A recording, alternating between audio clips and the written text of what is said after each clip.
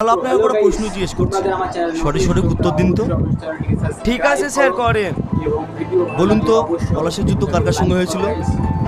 Sir, ইংরেজদের সঙ্গে নবাব সিরাজদৌল্লা।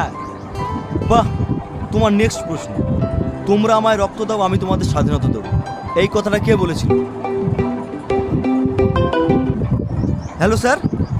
হ্যাঁ স্যার, হ্যাঁ স্যার, হ্যাঁ স্যার, এক্ষুনি আসি, আমি এক্ষুনি আসি, এক্ষুনি আসি।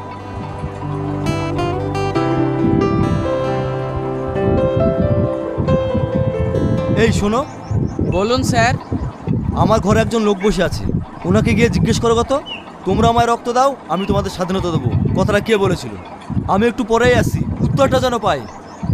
ঠিক আছে স্যার।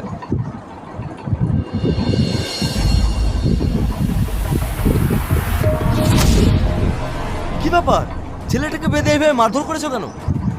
স্যার, নাম কি আর সহজে বের করতে চাই? লাঠিতে যখন ছেড়েছি না, নাম সব এমনি এমনি বুঝতে লেগেছে।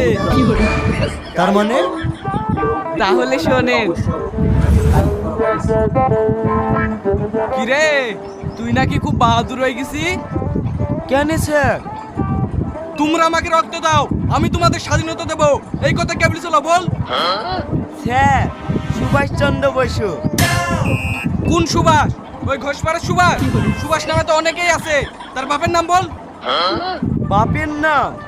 স্যার, বাপের নাম তো সঠিক মনে আসছে না। মনে আসবে কি করি? মিথ্যে কথা বললে মনে আসে? সত্যি কথা বল, নাহলে তোকে মেয়েরই সাথে দেবো। আমি তো সত্যি বলছি স্যার, ওই করে সুভাষচন্দ্র বসুই বলেছিল। তুই খুব উল্টো পাল্টা কথা বলছি। তোর রক্ত কম হয়ে গেছে আর সবার সাথে রক্ত চাই বেড়াচ্ছি না, তোর রক্ত মেরি পানি করে দেবো। এই কে আসছে দড়ি লাই তো।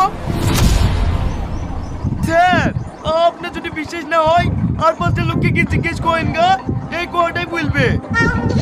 হ্যাঁ, সেই পাঁচটা লোকে তো জিজ্ঞেস করবই। আগে তুই বল, কেন রক্ত চাই মানুষকে স্বাধীনতা দেবো বলেছিলি?